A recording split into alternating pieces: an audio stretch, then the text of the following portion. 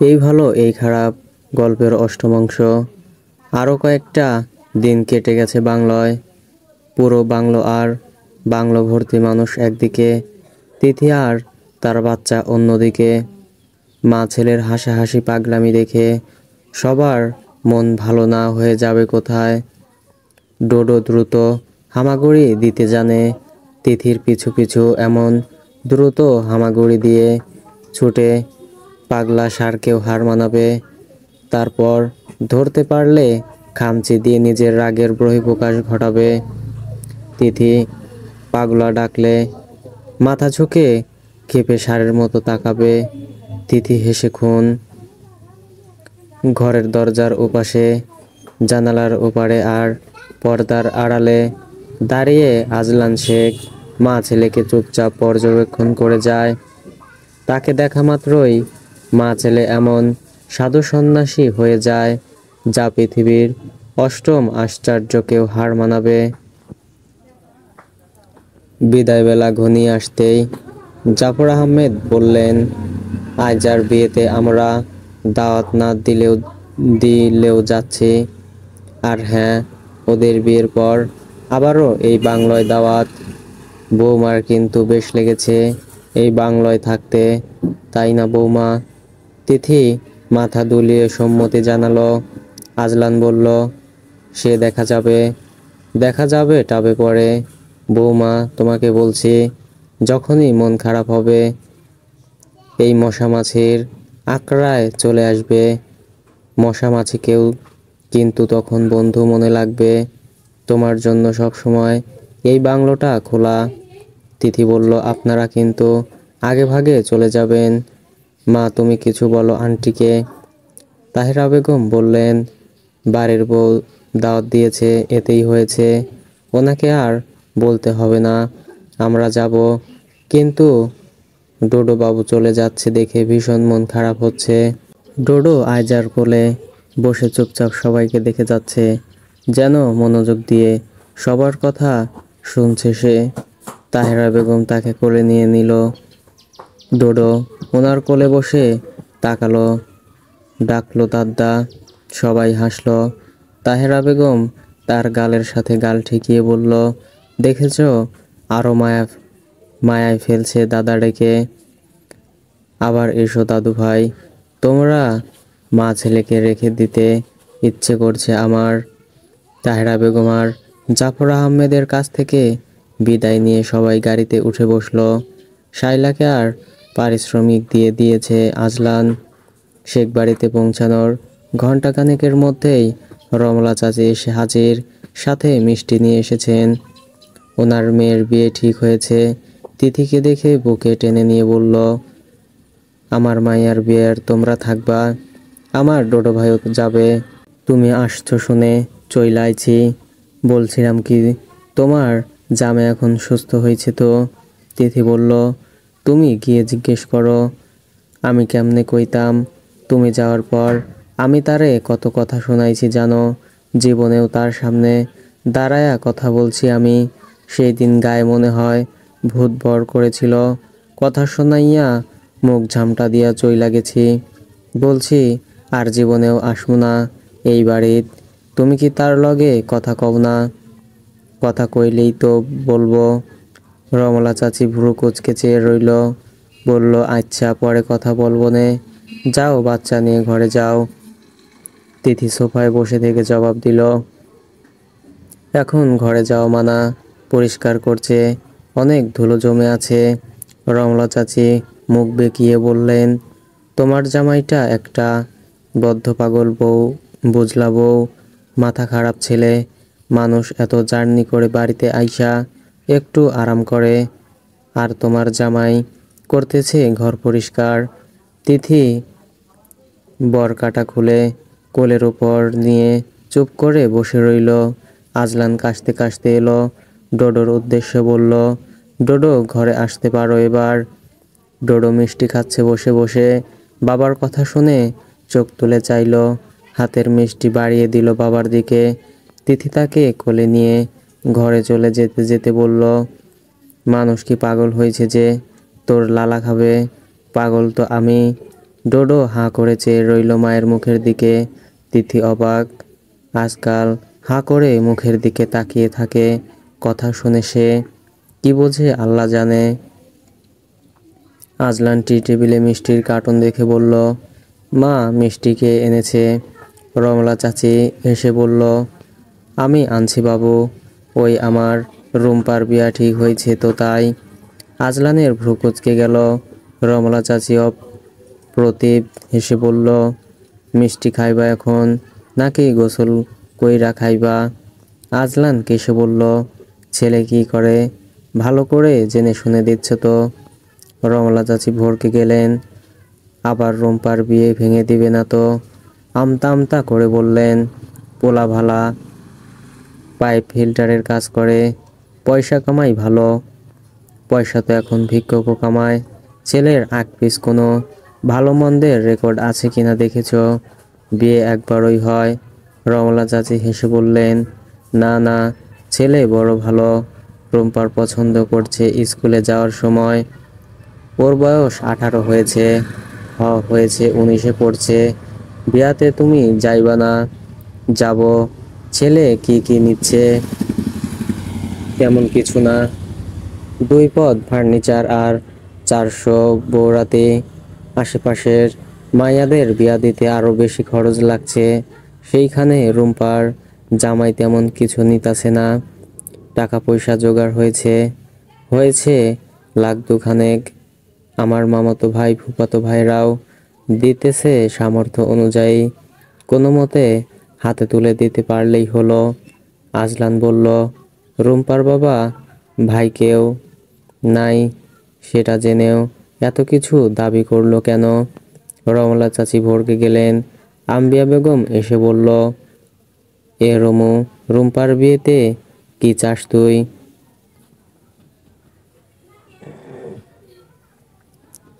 রমলা চাচি একটু জিরিয়ে বাঁচলেন। সাহস করে বললেন, একটা পালঙ্ক আর একটা ওয়াল শোকেস চাইছে ভাবি, ওয়াল শোকেসটা দিলেই হইব।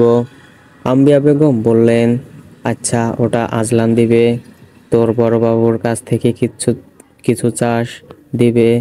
না না, বড়বাবু দোয়া কইরা দিলেই হইব। আজলান বলল, ওদের আক্কেল দেখে আমার আক্কেল গুমোর অবস্থা। স্বচক্ষে দেখছে চাচি এক মেয়েটাকে মানুষ করেছে, তারপরেও এত দাবি দেওয়া। আম্বিয়া বেগম ধমক দিয়ে বললেন, ওর চাইতে আরো বেশি নেয়। যা জানিস না তা নিয়ে কথা বলিস না। আজকাল যৌতুক ছাড়া বিয়ে হচ্ছে নাকি? সবাই তোর মতো আইন বোঝে না। ও যা চাইছে তা দিয়ে দে, মেয়েটা সুখে থাকলেই হলো। আজলান মাথা দুলিয়ে ঘরে যেতে যেতে ভাবল, একজন না আইন বানাতে পারে না ভঙ্গ করতে, মানুষের কবে যে বুদ্ধি শুদ্ধি হবে। বাংলায় 2টো শাড়ি পরে কাটিয়েছে তিথি। সুটকেসটা তাদের বাড়িতে, সব জামা কাপড় সেখানে। পুরো ঘরে ডোডোর জিনিসপত্রে ভরা, অথচ তার কাপড় চোপড় খুঁজতে তার আর পাওয়া যাচ্ছে না। সেগুলো দামি শাড়ি, সেগুলো আজলান শেখের কাবাডে। ওই কাবাডে বিয়ের পর থেকে হাতও দেয়নি তিথি। আম্বিয়া বেগম এসে বললেন, তোর ভাইকে বল সুটকেসটা যাতে দিয়ে যায়। তিথি বলল, না না, আমি গিয়ে নিয়ে আসবো। ওর এইচএসসি পরীক্ষা চলছে। তুই আবার কখন যাবি? এখন আর কোথাও যাস না। তিথি বলল, একেবারের জন্য যাচ্ছি না, আমার আর যাওয়ার জায়গা আছে। আম্বিয়া বেগম বললেন, আমি তোর ড্রাইভার কাকাকে বলবো, ও যাতে নিয়ে আসে। তোর মাকে বলে রাখিস। তিথি বলল, তুমি ভয় পাচ্ছ? আম্বিয়া বেগম বললেন, পাচ্ছি, কারণ ও যদি অন্য কিছু মনে করে। ছেলে তো আমার, তাই আমি বুঝি কোন সময় কোন কাজ করাটা ঠিক হবে না। তুই এখন বাপের বাড়ি উঠলে ও মনে করবে তুই ওর ওপর জেদ দেখাচ্ছিস, আর অশান্তি ভালো লাগে না বউ। তিথি বলল, আচ্ছা, কাকাকে পাঠাও। আম্বিয়া বেগম খুশি হলেন, বললেন, আচ্ছা। তিথি ডোডোর হাতটা ধুয়ে দিল, বেসিনের পানি ছেড়ে মুখটা মুছে দিল, তারপর গালে ঠোঁট চেপে বলল, এবার ঘুমা ডোডো। ঘুম ঘুম। ডোডো চোখ বন্ধ করলো মিছিমিছি। তিথি হেসে উঠে বলল, অভিনয়টা ভালো জানে পাজি ছেলে। ডোডো খিলখিলিয়ে হেসে উঠল। তিথি তার গালে গাল চেপে ধরে ঘর থেকে বেরিয়ে গেল। বাবা ছেলে অনেকক্ষণ ধরে কথা বলছে। আফতাব শেখ কথা বলছে কম, খোঁচা মারলেন বেশি। আম্বিয়া বেগম তামাশা দেখছেন দাঁড়িয়ে দাঁড়িয়ে।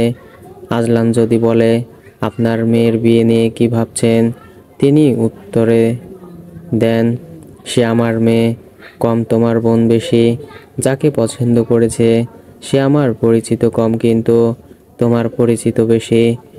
তাই সব সিদ্ধান্ত তোমার। আমি শুধু পায়ের উপর পা তুলে দেখব। আজলান চুপ করে রইল ওনার এমন উত্তর শুনে। তারপর কিছুক্ষণ ভাবুক হয়ে রইল। পরে জিজ্ঞেস করলো, ওর আগে পরে চাকরি হয়ে যাবে, আপাতত বউপালার মতো পয়সা কামাচ্ছে। সো দেরি করছেন কেন? মেয়েকে পাত্রস্থ করুন। আপনার পেছনে আমি আছি, কি বলেন? আমার পেছনে থেকে লাভ নেই, আমার সামনে থাকো। আমি বরঞ্চ তোমার পেছনে থাকি। আপনি মুরব্বী মানুষ, আপনাকে পেছনে রাখলে বেয়াদবি হয়ে যাবে না? আফতাব শেখ হো হো করে হেসে উঠলেন, বললেন, তোমার বুদ্ধিশুদ্ধির উদয় হয়েছে দেখে আমি বড়ই সন্তুষ্ট। আজলান বলল, ওকে, তাহলে আমি উঠি, আপনি যাবতীয় ব্যবস্থা করে ফেলুন। মা, তুমি কি কোনো যৌতুক দিচ্ছ তোমার মেয়ের জামাইকে? আম্বিয়া বেগম হতচ্ছাড়ির মতো চেয়ে রইলেন। কোনো কথা টেনে খোঁচা মারছে ছেলেটাকে দেখেছ? পুরো বাপের মতো হয়েছে বজ্জাত ছেলে। আফতাব শেখ বললেন, যৌতুকে এই বাড়িটা লিখে দেব ভাবছি। আজলান বলল, গুড ডিসিশন, জারিফকে জানিয়ে দিচ্ছি। সে আর যাই হোক, একটা চমৎকার মহৎপ্রাণ শ্বশুর পেয়ে চলেছে। আফতাব সাহেব হেসে উঠল উচ্চস্বরে। তিথি আর আয়জা পাশাপাশি দাঁড়িয়েছিল। তিথি আয়জাকে কুনুই দিয়ে গোত্তা মেরে বলল, ফাইনালি। আয়জা চুপ করে দাঁড়িয়ে রইল। তিথি বলল, মন খারাপ কেন? আয়জা বলল, কত কিছু হয়ে গেল আমার জন্য। ঝড়টা ডোডো আর তোমার উপর দিয়ে গেল, ভাইয়ার উপর কত বড় বিপদ গেল। তিথি বলল, ওসব কথা বাদ দাও, তোমার উপর আমার কোনো রাগ নেই, কারণ তুমি রাগ করতেই জানো না ভাবি। তাহলে তো আরো ভালো, আমার দিক থেকে সব পরিষ্কার। এতদিন ভাইয়ের সেবা করেছ, মনে হয় না সে তোমার উপর রেগে আছে। ওটা বোন হিসেবে করেছি। ভাই অসুস্থ থাকলে কোনো বোন চুপ করে বসে থাকতে পারবে, কিন্তু এত কিছু হয়ে গেল সব আমার জন্য। তিথি বলল, তোমাকে একটা বুদ্ধি দেই শোনো। আয়জা তার বুদ্ধি কান পেতে শুনল। আজনাল হাতের মুঠো বন্ধ করে সোজা হয়ে দাঁড়িয়ে কয়েক কদম হেঁটে বড়সড় শ্বাস ফেলছে আর নিচ্ছে। সে কতটুকু সুস্থ হয়েছে তা হয়তো নিজের ভেতরে অনুধাবন করার চেষ্টা করে। আয়জা পা টিপে টিপে ঘরে এসে দাঁড়িয়ে থাকলো। আজনাল তাকে পরখ করে ভ্রু কুঁচকে দেখলো, বলল, কোনো সমস্যা? আয়জা চুপ করে রইল। আজনাল বলল, কি বলতে এসেছি বলে চলে যা। আয়জা বলল, তুমি আমার ওপর রেগে আছো? আজনাল ভ্রুগুলো আরো কুঁচকে এলো, বলল, এত নাটক করে কথা বলা কে শিখিয়েছে? আয়জা ভরকে গিয়ে বলল, কেউ না, আমার মনে হলো তাই বলছি। মনে হলেই সব বলতে হবে কেন? আয়জা আর কোনো কথা না বাড়িয়ে দ্রুত পায়ে বেরিয়ে গেল, জিভ কেটে। তিথিকে গিয়ে বলল, তুমি জিও ভাবে, কিভাবে ওর সাথে আমি সাথে বাকি জীবনটা কাটাবে আমি ভেবেই মরছি। তিথি বলল, তেরা জবাব দিয়েছে। হ্যাঁ, আমি ভয় পালিয়ে এসেছি। পুরো ইমোশনলেস মানুষ ভাইয়াটা। আমার ভাই কি করে এমন হলো বুঝি না। তিথি বলল, আচ্ছা ওসব বাদ দাও, তোমাকে তো দাঁড়িয়ে বিয়ে দিচ্ছে নাকি? আর চিন্তা কিসের? যাও ভর্তি করো তোমার ভাইপোকে নিয়ে। আয়জা ডোডোকে ছো মেরে কোলে নিয়ে ফেলে বলল, আচ্ছা, তোমার পাপ্পা কিরকম করে হাঁটে বলো তো? ডোডো ও করে কাঁসার মতো অভিনয় করলো। তিথি অবাক। আয়জা হেসে ওঠে ডোডোর গালে, গাল চেপে ধরে আদর করতে করতে বলল, আম্মাকে জিভ দেখাও। ডোডো জিহ্বা বের করে দেখালো।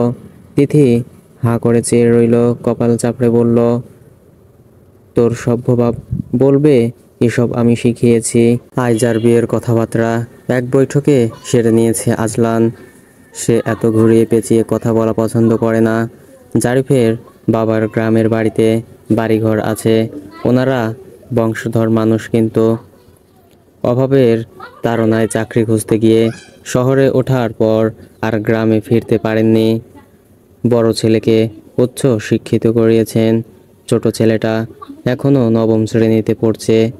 তিনি এখনও একটা কাপড়ের কারখানায় কর্মচারী হিসেবে কাজ করেন। বেশ আত্মনির্ভরশীল মানুষ। আজলানের কথা তিনি আগে জারিফের মুখে শুনলেও দেখা হয়েছে এই প্রথম। তিনিও সোজাসাপটা কথায় বিশ্বাসী। দেনা পাওনা কথা উঠলে বলে দিলেন, আমি এর আগেও আপনার বাবাকে বলেছি বিয়েটা ঘরোয়াভাবে হবে। আমার ছেলের এখন ধরাবাঁধা চাকরি বাকরি নেই, তাই আমি কোনো অনুষ্ঠানে যাচ্ছি না। যদি আল্লাহ কখনো তৌফিক দান করেন তাহলে ও একটা ওয়ালিমার ব্যবস্থা করবে। লোক দেখায় কোনো কিছু করতে হবে না। আপনাদের মেয়েকে, আমার ঘরে মেয়ে নেই ঠিকই, কিন্তু একটা মেয়ের জন্য যা যা আসবাবপত্র লাগে সব আছে। যা নেই তা ধীরে ধীরে ওরা জুটিয়ে নেবে। আপনাদের যদি কোনো অস্বস্তি থাকে কিংবা আপনাদের মেয়ের ঘর সাজানোর জন্য কিছু দিতে চান, তা আপনাদের মেয়ের সাথে পরামর্শ করে তারপর দেবেন। আগে সে ঘরে উঠুক। আমার মনে হয় না তার বাবার কাছে তার কোনো কিছু চাইতে হতে পারে। আজলান চুপ করে শুনল। জাহাঙ্গীর হোসেনের কথায় সে মোটামুটি সন্তুষ্ট। বলল, আমার বাবা ওনার মেয়েকে কিচ্ছু না দিয়ে বিয়ে দেবেন বলে মনে হয় না। সে যাই হোক, সেটা ওনার ব্যাপার। উনি ওনার মেয়ের ঘর সাজিয়ে দিতে চাইলে দিক, আমাদের মধ্যে কথা হবে শুধু বিয়ে নিয়ে। আমি আমার নিকট আত্মীয়দের জানাবো, আপনিও আপনার আত্মীয় নিকটদের জানাবেন। মেয়েকে আপনারা কি দেবেন তা ফয়সালা করে দেবেন নিজেরাই। সময়টা আগামী সপ্তাহের দিকে ফেললে ভালো হয়, কারণ তারপরের সপ্তাহ থেকে আমি ডিউটিতে জয়েন করব। ব্যস্ত হয়ে যাব। এখন ধীরে সুস্থে সবটা সামলে নিতে পারবো। জাহাঙ্গীর হোসেন বললেন, তাহলে সেটাই কথা থাকলো। বিয়ের ধুমধাম শুরু হতে না হতেই বাড়িটা মেহমানে ভর্তি হয়ে গেল। আজলানের ফুপু খালা মামিরা এসে পড়েছে। এর আগে ডোডোর আকিকায় এসেছিল সবাই, কিন্তু মেজো ফুপু আসেননি। এবার তিনি এসেছেন, সাথে মেয়েকেও নিয়ে এসেছেন। মেয়েটা কোথাও যায় না তেমন। ঘরের মধ্যে বেশি দিন বন্দি হয়ে থাকতে তার ভালো লাগে। হেনা আপাকে দেখে আয়জা তেমন খুশি না হলেও ভাইয়ার প্রতিক্রিয়া দেখার অপেক্ষায় ছিল সে। একসময় হেনা আপা তাদের বাড়িতে থাকতো। তখন দাদিমা বেঁচে ছিল। দশম শ্রেণী পর্যন্ত পড়েছিল এই বাড়িতে থেকে। ভাইয়া তাকে আর হেনা আপাকে পড়াতো। হেনা আপা ভাইয়ার জন্য পাগল ছিল। ভয় পেত সামনে দাঁড়িয়ে দুটো কথা বলতে, কিন্তু পাগলামির শেষ ছিল না। এমনকি তাদের বিয়ে নিয়ে দুই পরিবারের মধ্যে কথাবার্তাও ঠিকঠাক হয়ে গিয়েছিল। ভাইয়ারও কোনো আপত্তি ছিল না এতে। হেনা আপার প্রতি তার বিশেষ কোনো অনুভূতি দেখা না গেলেও দুর্ছায়ও করেনি কখনো। না আপার অনুভূতিকে কখনো অসম্মান করেছে। কিন্তু ভাইয়ার চাকরি হওয়ার পর কি যেন হয়ে গেল। দাদিমাও মারা গেল। হেনা আপা কলেজে উঠে গেল। ভাইয়ারাও চাকরি হয়ে গেল। দুজন দুদিকে। সেই ফাঁকে হেনা আপা বদলে গেল চোখের পলকে। চোখের আড়াল হলেই কি মানুষ মনের আড়াল হয়ে যায় এত সহজে?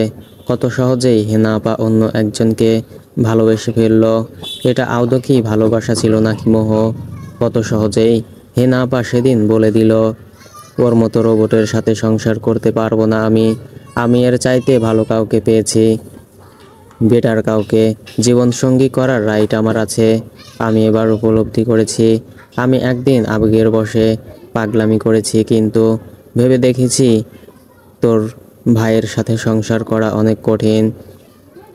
একেই সে এসিডি রোগী, দ্বিতীয় ওর এমন মেজাজ, তৃতীয় রসকসীন একটা পাথর। জীবনেও কোনো মেয়ে ওর সাথে সুখী হতে পারবে না। ওর মধ্যে প্রেমিক ভাবটা নেই। আইজা স্তব্ধ হয়ে গিয়েছিল। বাড়ির কেউ হেনা আপাকে বিয়ে করতে ভাইয়াকে চাপ দিয়েছে এমনও না, ভাইয়া নিজেই রাজি ছিল, কারণ তার যুক্তিও ছিল এই, হেনা আপা তাকে ছোট থেকেই চেনে, সেহেতু তার সাথে মানিয়ে নিতে পারবে খুব সহজে, যেটা বাইরের একটা মেয়ে কোনোদিনও পারবে না।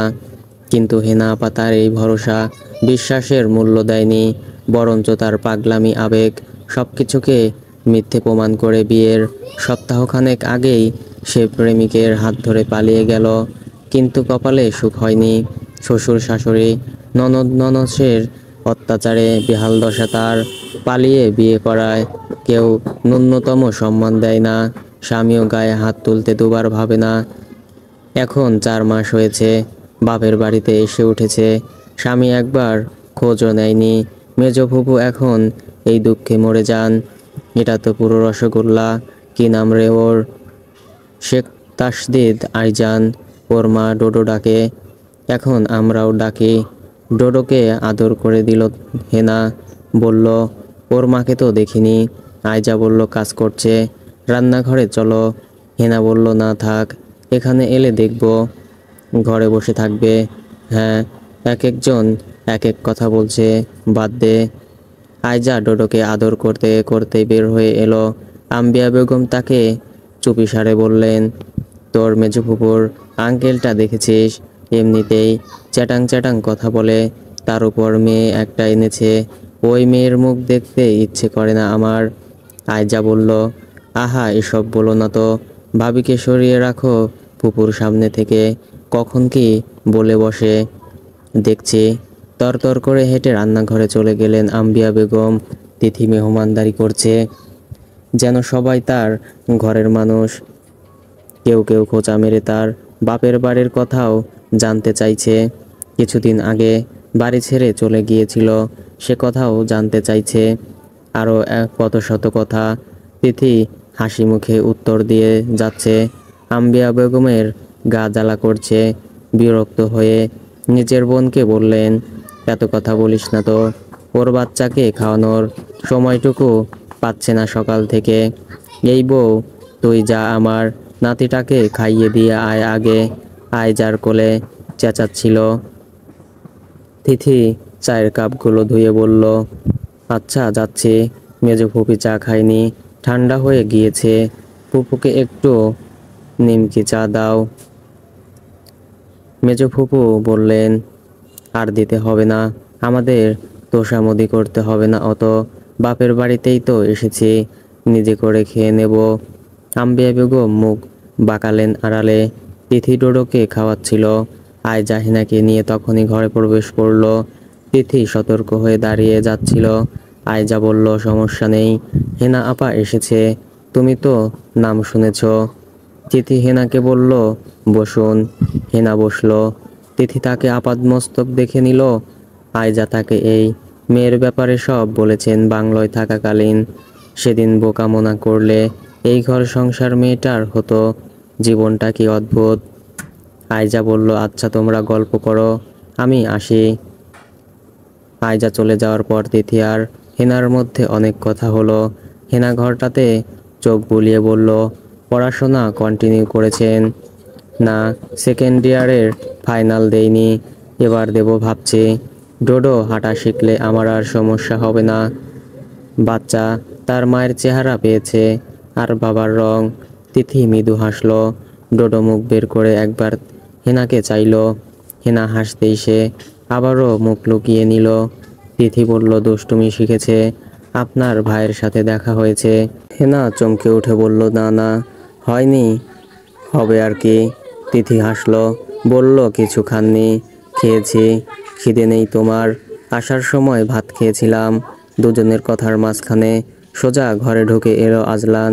ডোডো মুখ তুলে বাবাকে দেখে ডেকে উঠল, এ পাপ্পা। হেনা বসা থেকে দাঁড়িয়ে পড়ল। আজলান হেনাকে দেখে বলল, ভালো আছিস? হেনা দ্রুত জবাব দিল, হ্যাঁ আছি। তারপর সোজা বেরিয়ে গেল সে। তিথি ডোডোকে মেঝেতে নামিয়ে দিল। সে হামাগুড়ি দিয়ে ছুটে গিয়ে বাবার পা জাপটে ধরল। আজলান চোখ নামাতেই 2 হাত বাড়িয়ে দিল। আজলান কোলে তুলে নিয়ে বলল, পা ধরার অভ্যাস হলো কবে থেকে? ডোডো চোখ উল্টে তাকালো। আজলান বলল, এসব শেখালো কে? ডোডো হাত দুটো তুলে চেঁচিয়ে বলে উঠল, আম্মা মাম। তিথি হতভম্ব হয়ে চেয়ে রইল। মাকে ভাসিয়ে দিচ্ছে সে। আজলান বলল, আর করলে খবর আছে। ডোডো হাত দুটো দিয়ে তার মাথার চুল টেনে ধরলো। এত শক্ত করে ধরলো, ছাড়ার নাম নেই।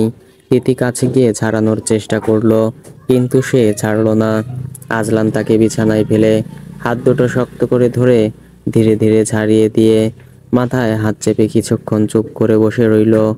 ডোডো বিছানায় শুয়ে চুপ করে বাবার দিকে চেয়ে হাসতে লাগলো খিলখিলিয়ে। আজলান একটা বড়সড় রুমাল দিয়ে তার হাত দুটো বেঁধে ফেলে বলল, বেশি বার বেড়েছ তুমি। ডোডো হাত নাড়াতে না পেরে পা নাড়াতে লাগলো। আজলান তাকে ওভাবে রেখে কাবার্ড খুলে তার শার্ট বের করে গায়ে দিয়ে বেরিয়ে গেল তিথির দিকে চেহারা দেখে। সে বেরিয়ে যেতেই তিথি ছুটে এসে ডোডোর গালে চুমু দিয়ে দিতে বলল, কেমন লাগছে এবার? ডোডো খুলে দিতেই হাত বাড়িয়ে দিল। তিথি গিট খুলতে যেতেই আজলান ঘরে ঢুকে ছ্যাক করে বলে উঠল, খবরদার বলছি। তিথি গিট খুলতেই থাকলো। আজলান চুপচাপ চেয়ে রইল কিছুক্ষণ। সত্যি সত্যি খুলছে দেখে খপ করে তার হাত ধরে ওড়না টেনে 2 হাত বেঁধে ফেলল। তিথি ধস্তাধস্তি করেনি বলে শক্ত করে বাঁধতে সুবিধা হয়েছে। তারপর বাইরে থেকে দরজা বন্ধ করে চলে গেল। তিথি ডোডোর কাছে গিয়ে বসলো। 2 হাতে মধ্যখানি ডোডোকে নিয়ে শুয়ে পড়ে বলল, তোর জন্য আমাকেও শাস্তি পেতে হচ্ছে ডোডো।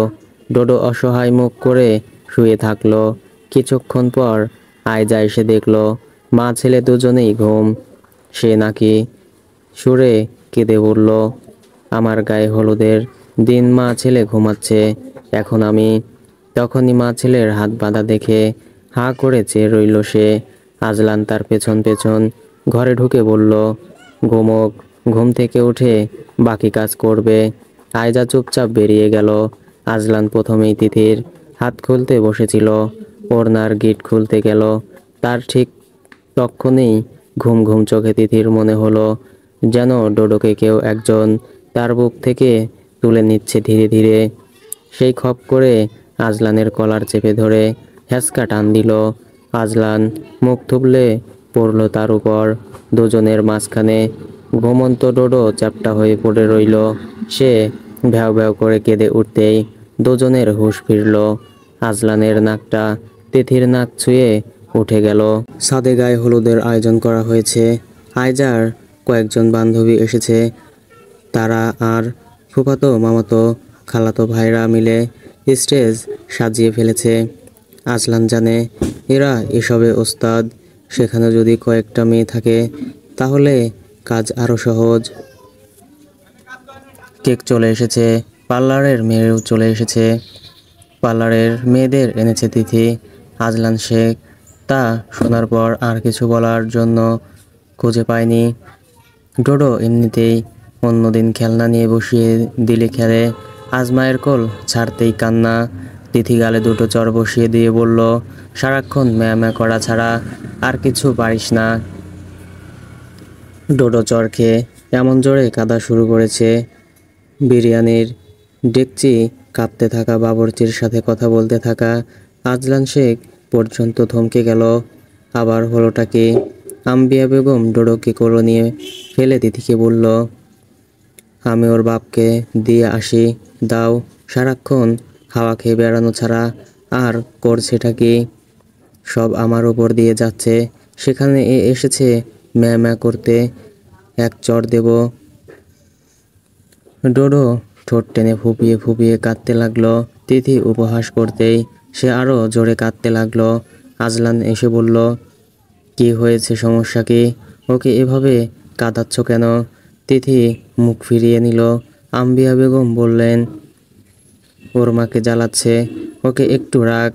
আর কারো কালকেই যাচ্ছে না, কতজন নিতে চাইলো, তোর ছেলে কোনো কারো কোলে যাবে না।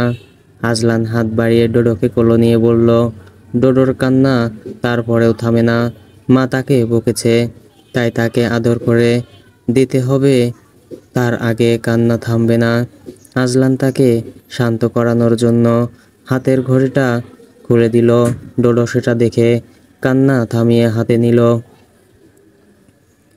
তারপর পরই ঘড়িটা ভারী হওয়ায় টুপ করে ফেলে দিল নিচে। আম্বিয়া বেগম আঁতকে উঠলেন। ডোডো চেঁচিয়ে কেঁদে উঠল পুনরায়। আজলান হতভম্ব, এই ছেলে কি শুরু করেছে। তিথি আর না পারতেই ডোডোকে কোলে নিয়ে হনহনিয়ে যেতে যেতে বলল, বাপের মতো হয়েছে। আজলানের ভুরু যুগল দ্বিগুণ কুঁচকে গেল। আম্বিয়া বেগম তা দেখে বললেন, হয়েছে আর। ওদিকে অমন করে তাকিয়ে থাকতে হবে না। ভুল কিছু বলেনি। যেতে যেতে শেষের কথাটুকু আসতে বলেছেন উনি। আজলান যদিও শুনেছে কিন্তু প্রতিক্রিয়া দেখানোর ফুসরত পায়নি। আজলান ঘড়িটা তুলে দেখল কাঁচ ভেঙে গিয়েছে। চকারান্ত শব্দ করল সে মুখ দিয়ে। আফতাব শেখ এসে বললেন, বিরিয়ানি মনে হচ্ছে ভীষণ ঝাল হবে। আজলান অতিষ্ঠ এই মানুষটার জ্বালায়। কিছুক্ষণ আগে এসে বলল, মশলাপাতি কম হয়েছে, মাংস কম পড়েছে, এখন এসে বলল ভীষণ ঝাল হবে। অসহ্য। গটগট পায়ে হেঁটে সেখান থেকে চলে গেল সে। যে জন্ম দিয়েছে সে শান্তি দেয় না, যাকে জন্ম দিয়েছে সে বুঝবে কী করে এত যন্ত্রণা সহ্য করা যায় না। হলুদ সিল্ক কাতানের মৌচাক শাড়ি পরেছে তিথি, চুলে ফুলের মালা পরেছে। পার্লারের মেয়েগুলো তাকে সাজিয়ে দিয়েছে, নুড লিপস্টিক পরিয়ে দিয়েছে। আম্বিয়া বেগম বললেন, ভালো লাগছে দেখতে, আমার নাতিটাকে একটা নতুন দেখে গেঞ্জি পরিয়ে দে। তিথি ডোডোকে উপর করে ধরে বলল, ডোডো আম্মাকে কেমন লাগছে বল। ডোডো তার নাক কামড়ে দেওয়ার জন্য ঝুঁকে এলো। তিথি ঝাড়ি মেরে বলল, সব সময় ফাজলামি করতে থাকে। মার খেয়েছিস, বেশিক্ষণ হচ্ছে না, আবারও দুষ্টুমি করছিস। ডোডো ঠোঁট টানলো। তিথি আদর করে বলল, আচ্ছা আর বকবো না, আমার ছেলের মতো লক্ষ্মী ছেলে আর দুটো নেই।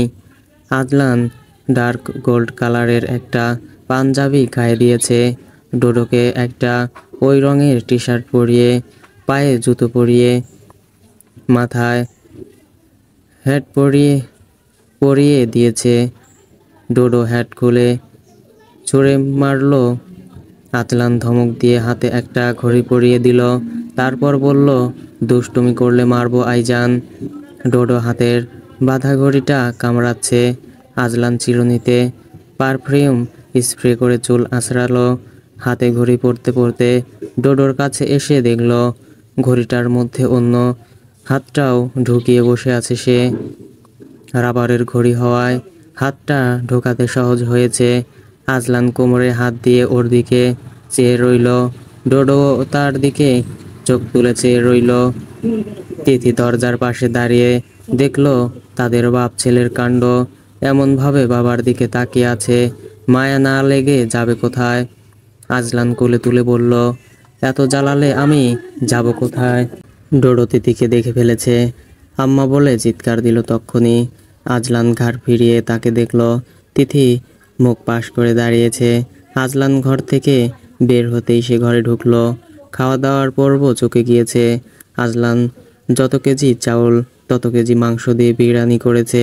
সবাই খেয়ে বেশ প্রশংসা করছে। আফতাব বুক ফুলিয়ে সবাইকে বলে বেড়াচ্ছেন, আমার ছেলে কাঁচা কাজ করে না, ও চেয়েছে এমন হোক। আজলান ভাবল, কেমন পল্টিবাজ লোক তার নিজের বাবা। খাওয়া দাওয়ার ঝামেলা চুকে যাওয়ার পর স্টেজে কেক কাটতে উঠেছে। অবিবাহিত মেয়েগুলো গান বাজনা করছে সবাই মিলে।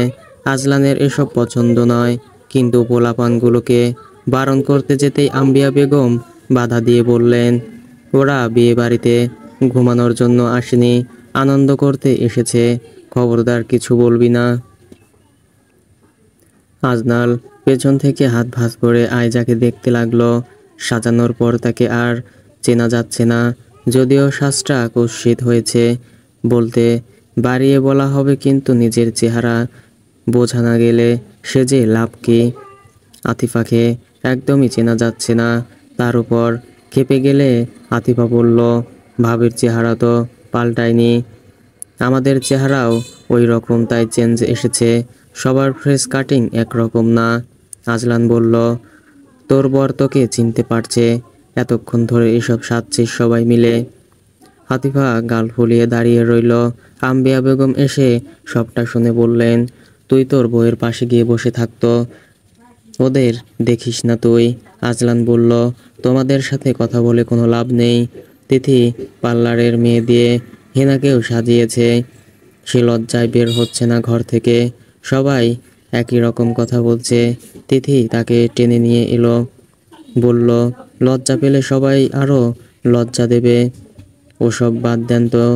হেনা আতিফার মেয়ে আভিরাকে নিয়ে তিথি স্টেজে উঠেছে। ডোডো তিথির কোলে, কেক এখনো পুরোটা অক্ষত রয়ে গেছে। চোখের পলকেই ঘটে গেল এক দুর্ঘটনা। ডোডো এক লাফ দিয়ে থাবা বসিয়ে দিল কেকের উপর। সবাই হইচই করে উঠল।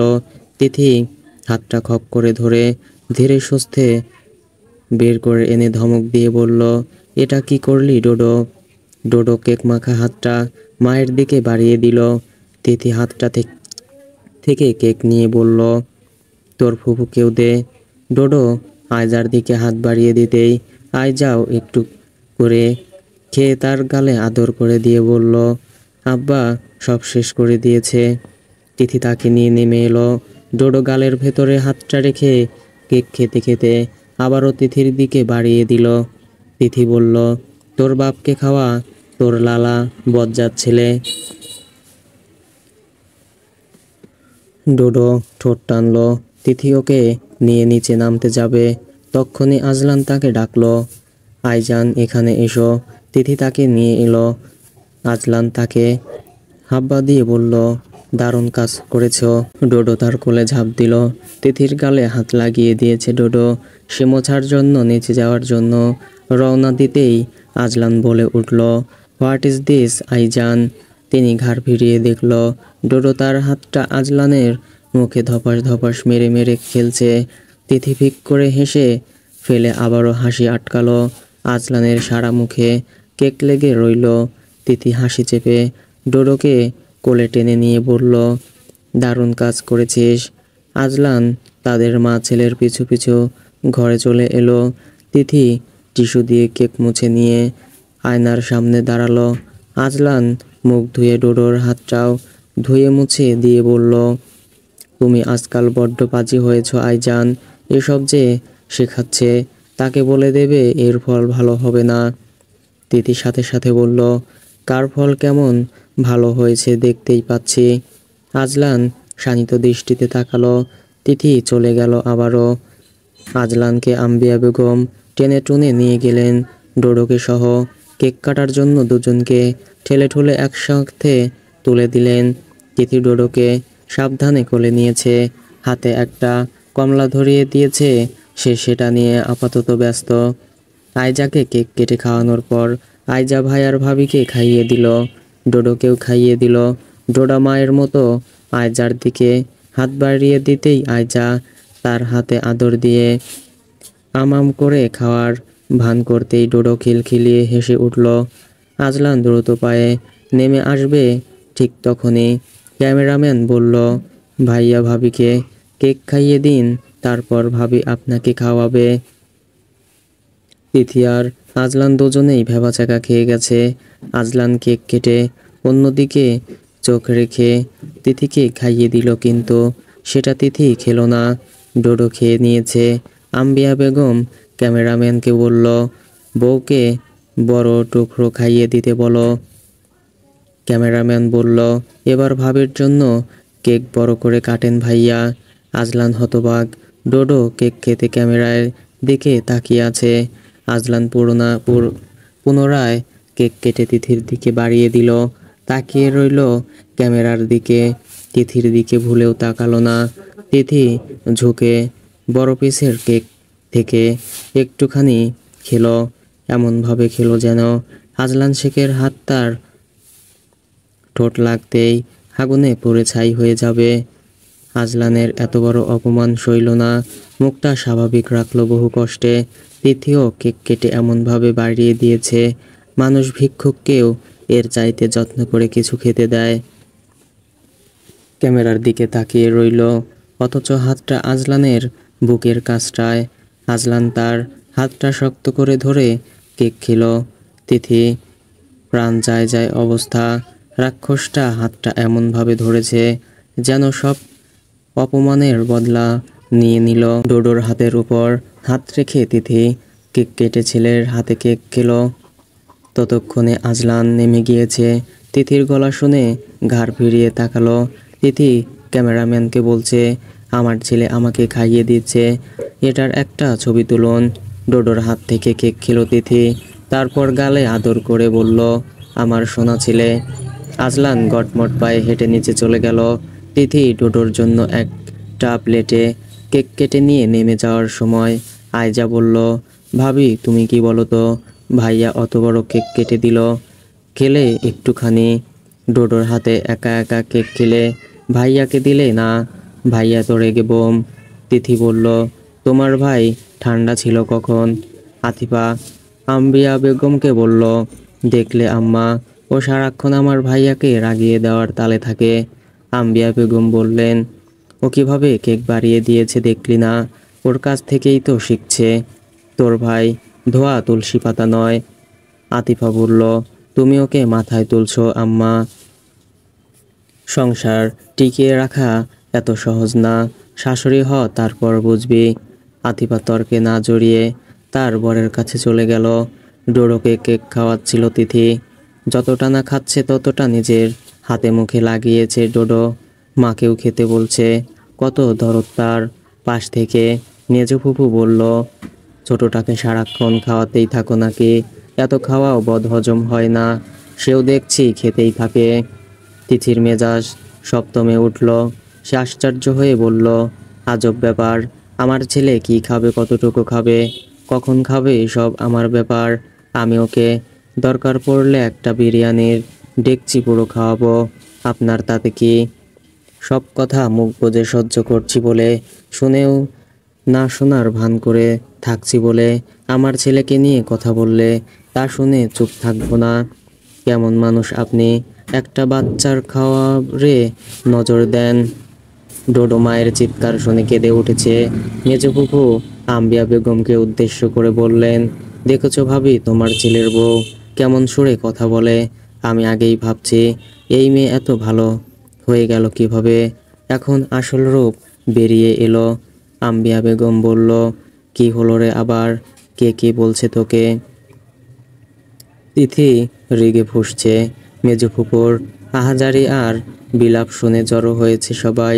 তিথিকে বললেন, ফকিন্নির মেয়ের বড় ঘরে বিয়ে হলেও কি মুখের ভাষা পরিবর্তন হয়? একটা জুটছিল আমার ভাইয়ের কপালে, আরেকটা জুটছে আমার ভাইপোর কপালে। কি ভাষা, কোথাকার বস্তি, ছোট লোকের মেয়ে। সামান্য কথা জিজ্ঞেস করেছি, সে উত্তর কিভাবে দিল দেখলে সবাই। সবার বাক বিতণ্ডার মধ্যে সবার পেছনে এসে দাঁড়ালো আদনান, জলদন্ধ গম্ভীর স্বরে। কি হয়েছে জিজ্ঞেস করতেই মেজো ফুফু ছুটে এসে বলল, তোর বউ কি ভাষায় কথা বলছে জানিস? আমি কি এত অপমানিত হওয়ার জন্য আসছি এতদিন পর? এই মেয়ের সাথে তুই ঘর করিস কেমনে? কি মুখের ভাষা? আমি শুধু বললাম, এতটুকুনি একটা বাচ্চাকে এসব খাওয়ানোর কি দরকার? এত খাওয়ালে বদহজম হবে। শুনেছি ওর এমনিতেই মাঝে মধ্যে পেট ব্যথা হয়। মাগো মা, তোর বউ খেপে গেল আমার উপর, যেন আমার উপর তার অনেক ক্ষোভ। মেয়ে তো আমিও পেটে ধরেছি, মুরব্বির মুখে মুখে এমন জবাবও তো দেয় না বাপু। তিথি রাগ ক্ষোভ দুঃখ নিয়ে টলমলে চোখে আজলানের দিকে চেয়ে রইল, চোখ দিয়ে যেন আগুনের ফুলকি বের হচ্ছে। আজলান তাকাতেই চোখ সরিয়ে ডোডোকে নিয়ে হনহনিয়ে নিচে নেমে গেল সে। হেনা এসে মাকে জোর করে টেনে নিয়ে যেতে চাইল। তিথি বললেন, তুই কেমন ছেলে আর কেমন বউ জুটলো। তোর মা কেন সারাক্ষণ তাকে তেল মাখে, এবার বুঝলাম। আস্ত বেয়াদব একটা মেয়ে, দূর করে তাড়িয়ে দে। আজলান চুপচাপ নিচে নেমে গেল। মালেকা বেগমের সাথে মেজ ফুপুর তর্ক তীব্র হয়ে উঠেছে। মালেকা বেগম আজলানের বড় ফুপুদের সাথে বসে গল্প গুজবে মগ্ন ছিলেন। মফিজ সাহেবও আফতাব সাহেবের সাথে ছিলেন। ঘটনাস্থলে না থাকলেও মেজ ফুপুর চেঁচামেচি শুনে সব কিছু স্পষ্ট হয়ে গেল তাদের। মালেকা বেগম নীরবতা ভেঙে ক্ষিপ্ত হয়ে বলে উঠলেন, আপনি আমার মেয়েকে বস্তি ডাকলেন কোন সাহসে? আমার মেয়ে বস্তিতে বড় হলেও অনেক ভালো শিক্ষা পেয়েছে। আপনি তো ভদ্র বাড়িতে বড় হয়ে সেটুকুও পাননি। আসার পর থেকে দেখছি মেয়েটা কাজের মধ্যে বাচ্চাটাকে পর্যন্ত কোলে নিতে পারছে না। সেখানে আপনার বড় বড় কথা, অনেকক্ষণ ধরে আপনার কথা শুনছি। মেজো ফুপু বললেন, মেয়েকে বেয়াদব বানিয়েছেন, সেটা স্বীকার করুন। মুরব্বিদের সাথে কি করে কথা বলতে হয় সেটা জানে না। মালেকা বেগম তীব্র কণ্ঠে বললেন, এখানে মুরব্বি তো আরও আছে, কারো সাথে তো বেয়াদবি করেনি, আপনার সাথে কেন করলো? মফিজ সাহেব রাগে কাঁপছেন, তবুও কিছু বললেন না। তিনি মালেকা বেগমকে বললেন, আহা থামো, বাদ দাও। মেজো ফুপু বললেন, আমার তো এখন আপনার জন্য মায়া হচ্ছে ভাই সাহেব। এই মা মেয়ের জ্বালায় আপনি অতিষ্ঠ হয়ে যাচ্ছেন না? এখন বুঝতে পারছি বীজ কিসের। তুষার বাবা আর মাকে সরিয়ে নেওয়ার চেষ্টা করছে। আফতাব শেখ এসে তীব্রভাবে ধমক দিয়ে বললেন, আছিয়া, তুই চুপ করবি? অশান্তি লাগিয়ে দিয়েছিস গোটা বাড়িতে। কি শুরু করেছিস তোরা? বড় ফুপুও প্রতিবাদ করে বললেন, আছিয়া, তুইও কি বাচ্চা মেয়ে হয়ে গেছিস? নতুন মা হয়েছে, বাচ্চার নামে বাজে কথা সইতে পারিনি। চুপ কর না। ছোট ফুপুও বড় ফুপুর মতো শান্তিপ্রিয় মানুষ। তিনি বললেন, আজলান ঘরের দিকে গেছে, কি হবে কে জানে। তুমি একটু চুপ করবে মেজবু?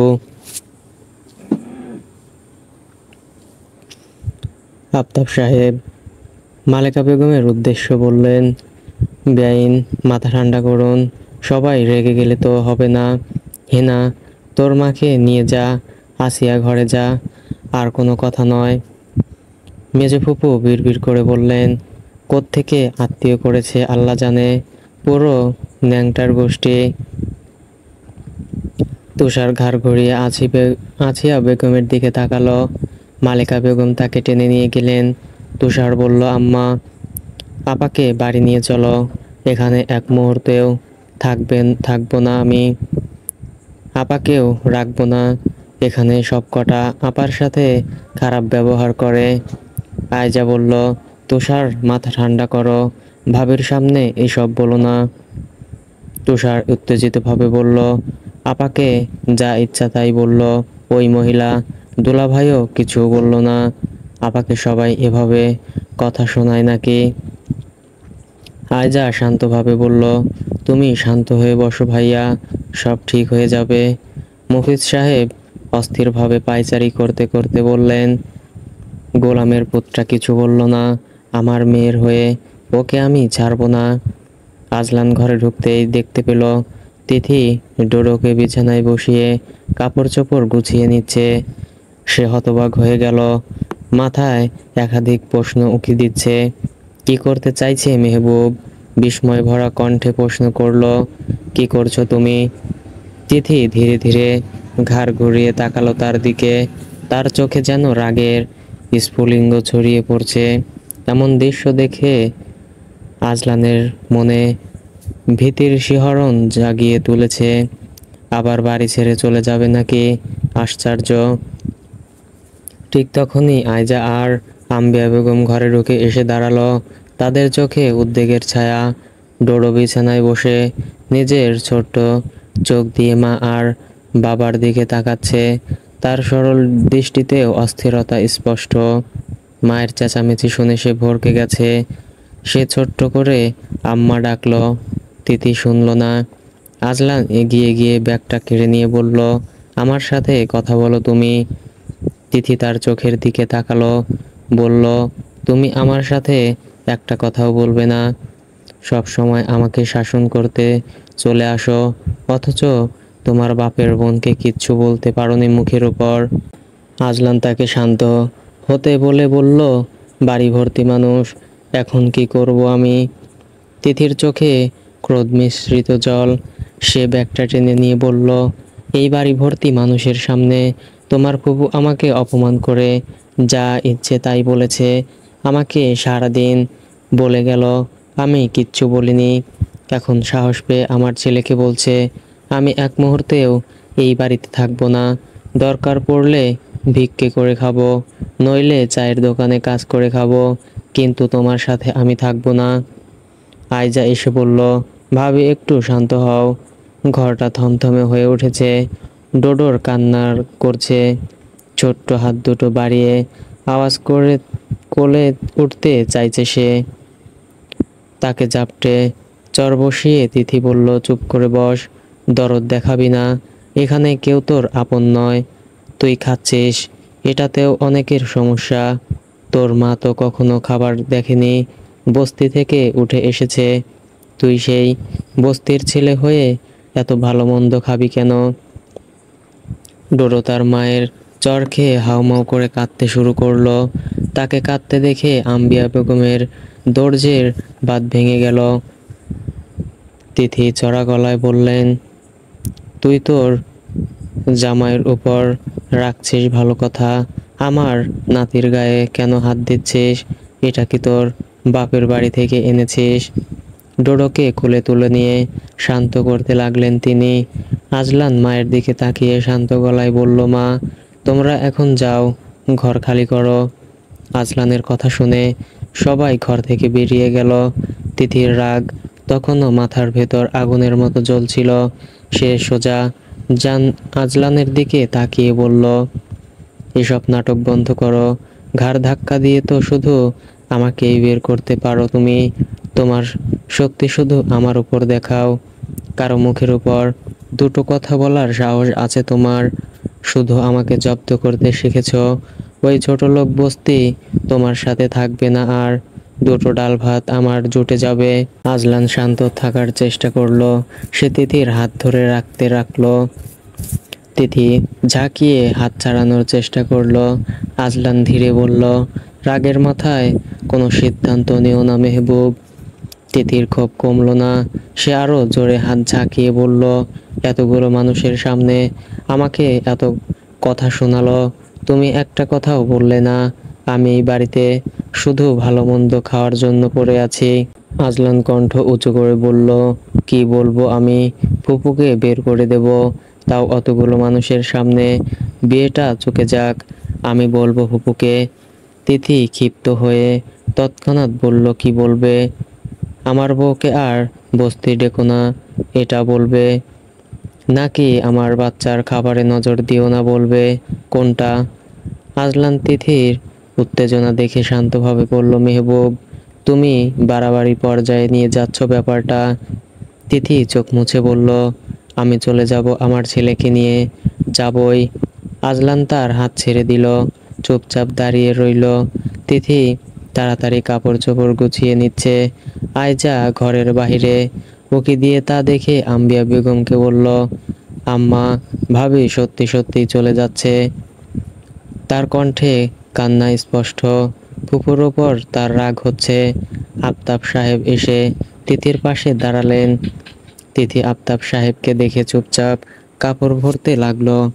আফতাব সাহেব বললেন, বৌমা, সব কিছু কানে নিতে নেই। তিথি তার দিকে ফিরে বলল, কানে নিয়েছি। সকাল থেকে অনেক কিছু বলে গেল আপনার বোন, কিচ্ছু কানে তুলিনি। তাই বলে একটা বাচ্চার খাবারে নজর দেবে? মানুষ আর কতক্ষণ সহ্য করবে? যাই বলো বাবা, তোমার ওই ছেলের সাথে আমি আর থাকবো না। ও মনে করেছে দুটো ভালো মন্দ খাওয়ার জন্য, ভালো থাকার জন্য আমাকে এখানে পড়ে থাকতে হচ্ছে। ও যা মনে করে ওর আত্মীয়রাও মনে করে। আফতাব সাহেব বললেন, আমি এক অকাল কুমাংসু জন্ম দিয়েছি। সেটা তুমি আজ নতুন করে জানছো না। আজলান বাঁকা চোখে ওনার দিকে তাকালো। তিথি দৃঢ়ভাবে বলল, না না, আমি থাকবো না।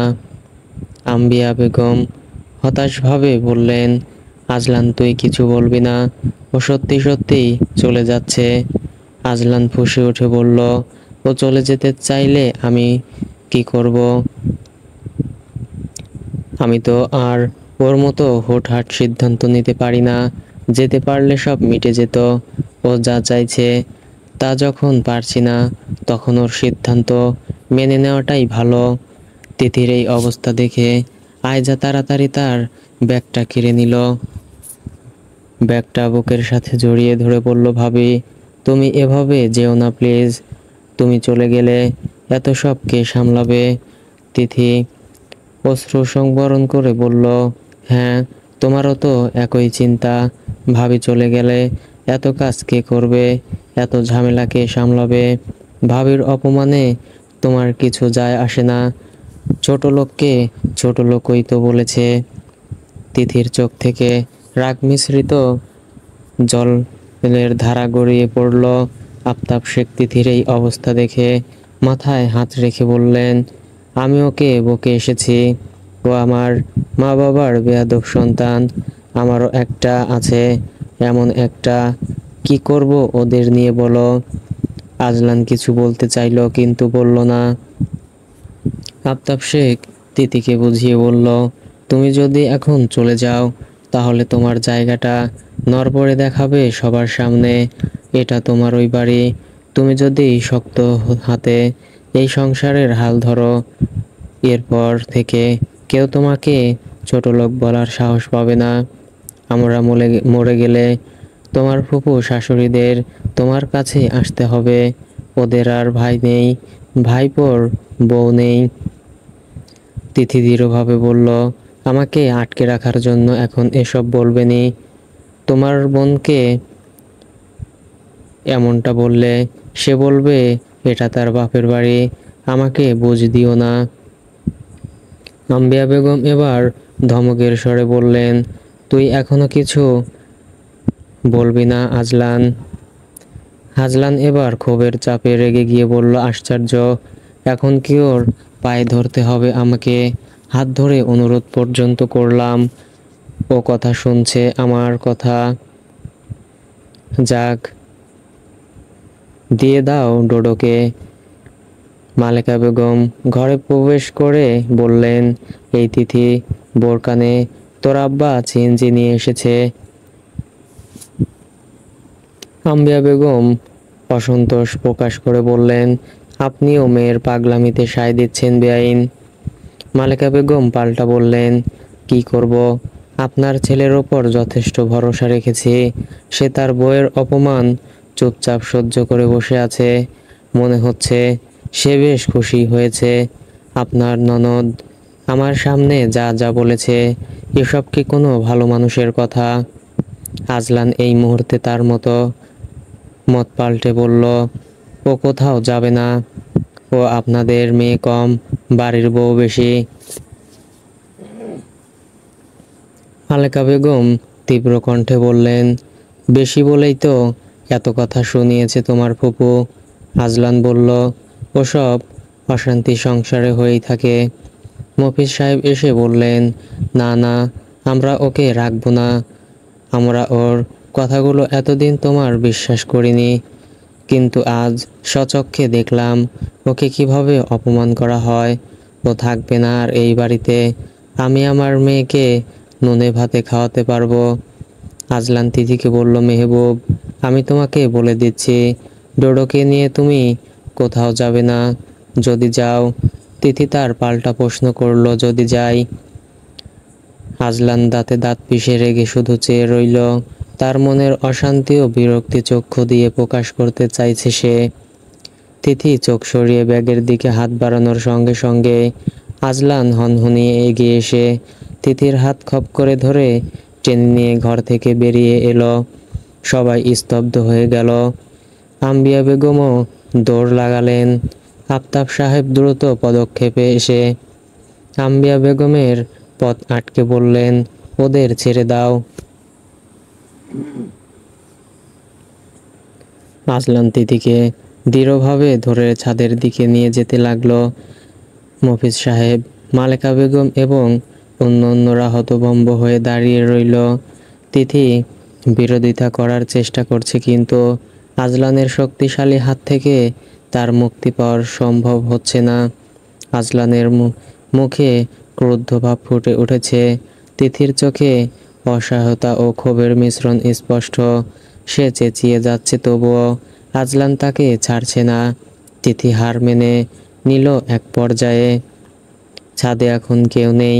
স্টেজে কেকটা পড়ে আছে এবং চেয়ার ও টেবিলগুলো সামনে এলোমেলো হয়ে আছে।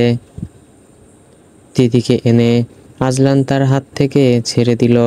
তিথি কাঁদছে। আজলান ছাদের দরজা বন্ধ করে তার সিদ্ধান্তের প্রতি দৃঢ়তা দেখিয়ে বলল, তুমি আমাকে বিয়ে করতে বলেছিলে না তোমার কোনো একটা বান্ধবীকে? তিথি ভাঙ্গা স্বরে উত্তর দিল, হ্যাঁ। তার নাম্বারটা এনে দিও। তিথি বিস্মিত হয়ে জিজ্ঞেস করলো, কেন? আজলান সংকটের মুখে তার সিদ্ধান্ত জানালো, বলল, বিয়ে করব। তোমার সাথে আমার হবে না, তাই ঠিক আমি আরেকটা বিয়ে করব। তিথি নাক টানল। আজলান তার বাহু চেপে ধরে বলল, আমি হেড আপ মেহবুব, আমি জেদি হলে তুমি গাধী। এরকম গাধীর সাথে আমি এক সেকেন্ডও থাকবো না আর। তিথির চোখের অবস্থা ভয়ঙ্কর। তার চোখ ফুলে গেছে। আজলান তার চিরকালীন রাগের সুরে বলল, যত ইচ্ছা কাঁদো, তোমার সতীন এলে ইচ্ছে মতো হেসো, তোমার বহুদিনের ইচ্ছা। তিথি কাঁদতে কাঁদতে গভীর শ্বাস টেনে বলল, ওর তো বিয়ে হয়ে গেছে। আজলান কপাল চেপে ধরে বলল, তারপরও দাও, ওর বরের কাছ থেকে চেয়ে নিয়ে আসবো। আজলানের চাহনি ও কথায় তিথির মনোযোগ বিভ্রান্ত হয়ে গেছে। দুজনেই দুজনের দিকে খ্যাপাটে দৃষ্টিতে তাকিয়ে রইল।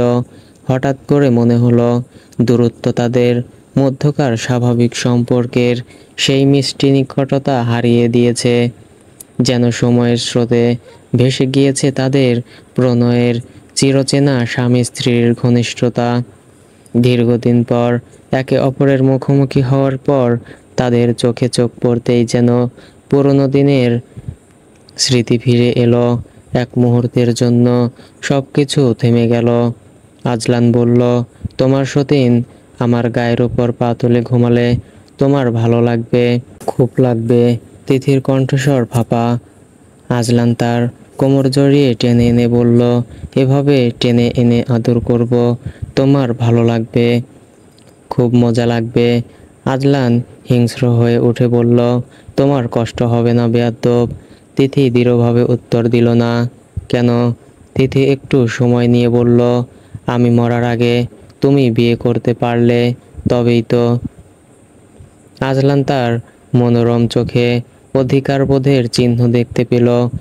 কি শান্তি এই অধিকারবোধের মধ্যে! আজলান শেখ তো এটাই চেয়ে এসেছে বারবার।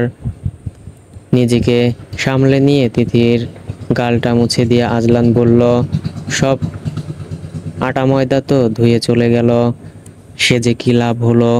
তিথি তীব্র রেগে উঠে তার হাত সরানোর চেষ্টা করতেই আজলান তাকে নিজের কাছে টেনে ধরে ধমকে উঠে বলল, মেহবুব। তিথি স্তব্ধ হয়ে গেল। আজলানের কঠিন মুখের সামনে দাঁড়িয়ে তার সাহস হারিয়ে গেল। আজলান ধীরে ধীরে তিথির কাছে এলো। তার চোখে তীব্রতা এবং মৃদু তেজের মিশ্রণ। তাদের মাঝে শূন্যতা ক্রমশ সংকীর্ণ হতে লাগলো। এই স্নিগ্ধ মুহূর্তে দুজনের ঠোঁট একে অপরের ঠোঁটে স্পর্শ করলো। আজলান তিথির ঠোঁটে ধীরে ধীরে চুম্বন করলো, যেন সেই চুম্বন সমস্ত কথা এবং অনুভূতি বহন করছে যেন। তিথি অবাক হয়ে তার প্রতিক্রিয়া দিল।